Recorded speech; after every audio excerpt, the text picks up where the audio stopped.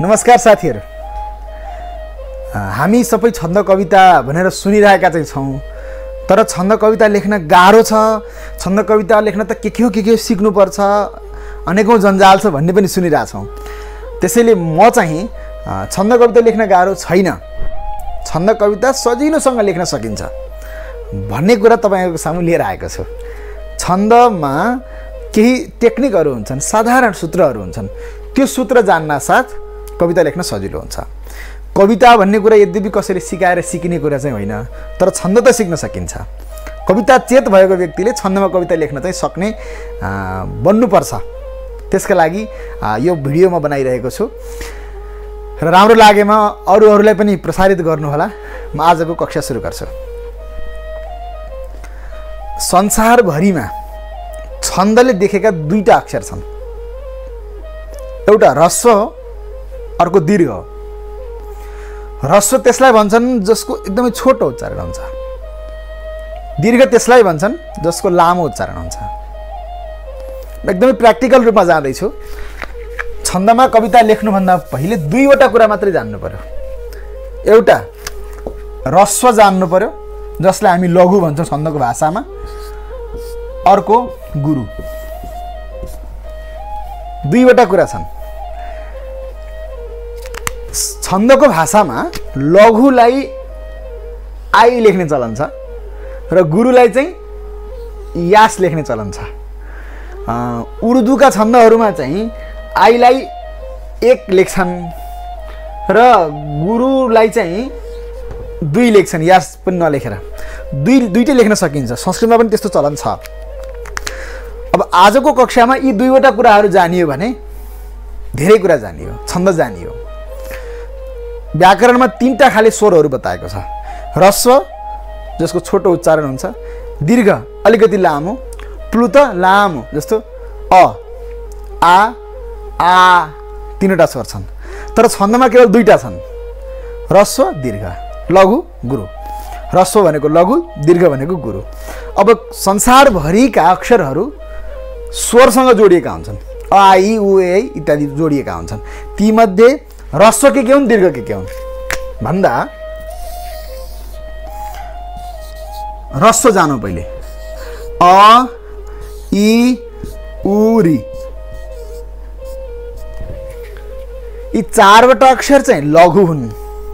A इ उ रि, बाँकी सबै गुरु। बाँकी सबै भने सबै गुरु। बाँकीमा के पर्यो होला विचार गर्नुहोस् त। अ भएपछि आ पर्यो। त्यस्तै गरी ह्रस्व इ यतातिर पर्यो भने दीर्घ इ यतातिर पर्ने भयो। अब ह्रस्व उ यता परेको छ भने दीर्घ उ पनि यता पर्ने भयो। प्लस ए ओ आई औ, यति चाहिँ गुरु हुने भए र ऐ उरी मात्रै लघु हुने भए। अब यति जानिसकेपछि छन्दका बारेमा जान्न सजिलो हुन्छ। यो कुरा चाहिँ दिमागमा राख्नुहोस्। अ इ उ रि ह्रस्व, बाँकी सबै दीर्घ। अ इ उ रि ह्रस्व, बाँकी सबै दीर्घ। नेपालीमा त्यही पनि रिको एकदम कम प्रयोग छ। अ इ उ साधारणतया र रि चौथो। यति जानिसकेपछि ह्रस्व जानियो। र दीर्घ के हुँदो रहेछन्, बाँकी आ, दीर्घ इ, दीर्घ उ जसको लामो उच्चारण हुन्छ, ए ओ ऐ औ। ठिक छ। अब साथसाथमा दुईवटा कुरा हामीले थप्न पनि सक्छौँ। के ए ओ ऐ औ अनि अम आहा, अम र आहा। ल हेर्नुहोस्, अ इ उ रि ह्रस्व, आ दीर्घ इ दीर्घ उ ए ओ ऐ औ अम आहा, यदि चाहिँ दीर्घ अथवा गुरु। त यो कुरा चाहिँ लेखेर राख्नुहोस्। यो लेखेर राखिसकेपछि दिमागमा बसाल्नुहोस्। त्यसपछिको कुरा अब अगाडि जाने। यो कुरा टिपेर राख्नुहोस्, नोट गर्नुहोस्, नबोल्नुहोस्।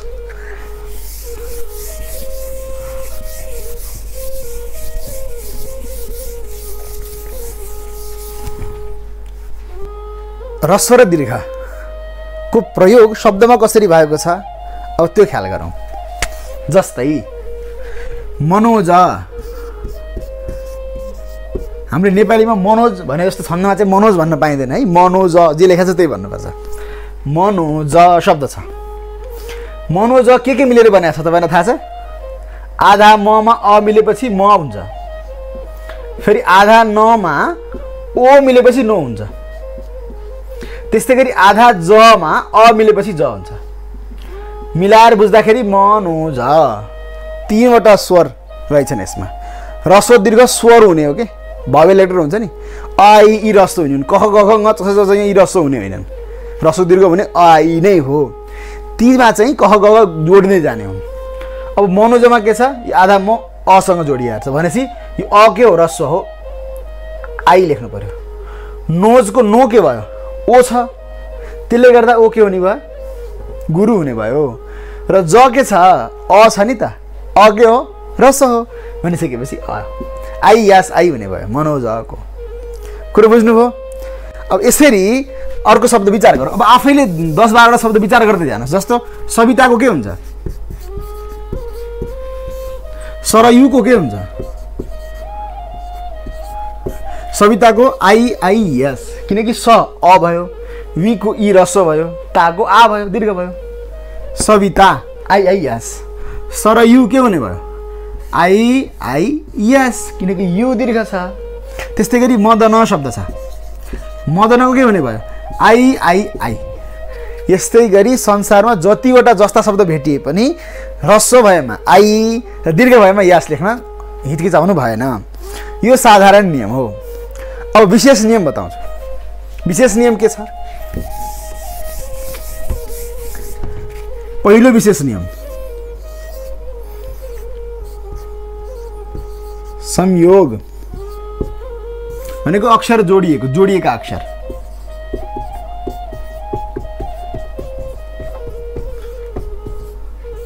जस्तै कक्षा भन्ने शब्द छ, कक्षा, क हेर्दाखेरि त आई देखियो र क्ष यस देखियो। साधारणतः अहिलेसम्मको नियमले यही देखायो नि, तर क्ष के मिलेर भन्छ, आधा क आधा स र आ मिलेर क्ष भनेको छ। भनेपछि क र स मिलेर क्ष बन्दो रहेछ। यो क्ष चाहिँ के रहेछ, जोडिएर बनेको अक्षर रहेछ। हामीले त्यसलाई संयुक्त अक्षर भन्छौँ व्याकरणको भाषामा। भनेपछि यो संयुक्त अक्षरदेखि पूर्वमा के छ, अ छ, क को अ हो, यसलाई चाहिँ गुरु बनाउँछ। ध्यान दिनु होला, आलाई यसले गुरु बनाउने होइन। कक्षाको आ त्यसै पनि यस छ, तर यसले दीर्घ केरा बनाउँछ, क को अलाई। भनेपछि कक्षाको के हुने भयो, आइएस आइएस। निष्कर्षमा भन्दा यस यस हुने भयो। एउटा नियम। अर्को उदाहरण पनि हेर्नुहोस्। जस्तो रक्ष शब्द छ मानौँ है, रक्ष, रक्षमा के हुने भयो, यास आई हुने भयो। जस्तो पत्नी शब्द छ, पत्नी, पत्नीमा के हुने भयो त, यास यास, दीर्घ दीर्घ, अथवा हामीले दुई दुई लेखे पनि भयो। कुरो बुझ्नुभयो? यो एउटा विशेष नियम। अर्को विशेष नियम के हो त भन्दाखेरि कहिलेकाहीँ छन्दमा श्लोकको 4वटा विभाग गरिन्छ कि 4वटा लाइन हुन्छन् छन्दमा कुनै पनि श्लोकमा। ती 4वटा लाइनको अन्तिम अक्षर चाहिँ ह्रस्व भए पनि दीर्घ मान्न पाइन्छ कथाले मागेका खण्डमा। त्यसैले छन्दमा श्लोकहरू हुन्छन्, ती श्लोकको अन्तिम अक्षर 4वटा लाइनको जुनसुकैको पनि अन्तिम अक्षर हुनसक्छ, त्यो चाहिँ ह्रस्व भए पनि दीर्घ मान्न सकिन्छ। यो चाहिँ विशेष नियम। पहिलो विशेष नियम संयोगलाई लिएर। दोस्रो विशेष नियम श्लोकको 4वटा लाइन मध्ये कुनैको पनि अन्तिम अक्षर, त्यसलाई हामीले पाउको अन्तिम अक्षर भन्छौँ के, पाउको अन्तिम अक्षर। पाउको अन्तिम अक्षरलाई यसरी याद गर्नु पर्यो। छन्दका कुनै पनि श्लोक 1 किलोका हुन्छन्, 1 किलोमा 4वटा पाउ हुन्छन् भने चाहिँ छन्दका पनि 4वटा पाउ हुन्छन् कुनै पनि श्लोकका। त्यो 4वटा पाउको अन्तिम अक्षरलाई दीर्घ मान्न सकिन्छ। जस्तै संस्कृतमा हुन्छ नि, त्वमेव सर्वम मम देव देव, अन्तिमको त अ छ तर पनि त्यसलाई दीर्घ मान्न सकियो भने चाहिँ। यसका उदाहरण छन्द सिकिसकेपछि अझ स्पष्ट रूपमा देखिन्छ है। यो दोस्रोको चाहिँ पहिलो उदाहरण स्पष्टसँग बुझ्नुभयो। एउटा कुरा भर्खर हेरिहालौँ ल। संयोगको चाहिँ आइएसएस के हुन्छ त, आइएस संयोगको चाहिँ सम यास हुन्छ, किनकि अहलाई पनि दीर्घमा मानेको थियौँ हामीले। भनिसकेपछि सम के हुने भयो, यस। यो के हुने भयो, यस। ग के हुने भयो, आई। ठिक छ। जस्तो दुःख भन्ने शब्द छ, दुःख, दु विसर्ग ख, यहाँ पनि के हुन्छ, यहाँ पनि के हुन्छ, यास हुन्छ, यास आई। किन भएको भन्दा यसमा साधारणतया के बुझ्नु पर्यो त भन्दाखेरि नम्बर 3 मा जहाँ शिरोबिन्दु लाग्छ, यसलाई हामीले शिरोबिन्दु भन्छौँ, संस्कृतमा अनुस्वार पनि भन्छन्, साथसाथै विसर्ग दुईटा थोप्लो यस्तो यस्तो खालको चिन्ह लाग्छ, त्यसले पनि आफूभन्दा पूर्वको अक्षरलाई दीर्घ बनाउँछ, गुरु बनाउँछ। भनेपछि दुःख लेख्दा के हुने भयो, यास आई। अंश लेख्दा के हुने भयो, यास आई। कंश लेख्दा के हुने भयो, यास आई। हंस लेख्दा के हुने भयो, यास आई। कक्षा लेख्दाखेरि यास यास, यसरी जाने भयो। र यसरी हामीले के बुझ्यौँ भन्दा ह्रस्व र दीर्घ हुँदा रहेछन्, र ह्रस्व पनि कहिलेकाहीँ विशेष अवस्थामा दीर्घ झैँ मानिँदो रहेछ। ह्रस्वमा आई लेख्ने रहेछ, दीर्घमा यास लेख्ने रहेछ। त्यो आईलाई हामीले चाहिँ दण्डाकार भन्छौँ र यासलाई सर्पाकार भन्छन्। यी दुईवटा कुराहरू जानेपछि छन्द जानियो। र आजको कक्षामा ह्रस्व के दीर्घ के यी कुराहरू जानियो। अब थप कुरा अर्को कक्षामा र अर्को कक्षाको भिडियोको प्रतीक्षा गर्दै गर्नुहोला। आजका लागि नमस्कार।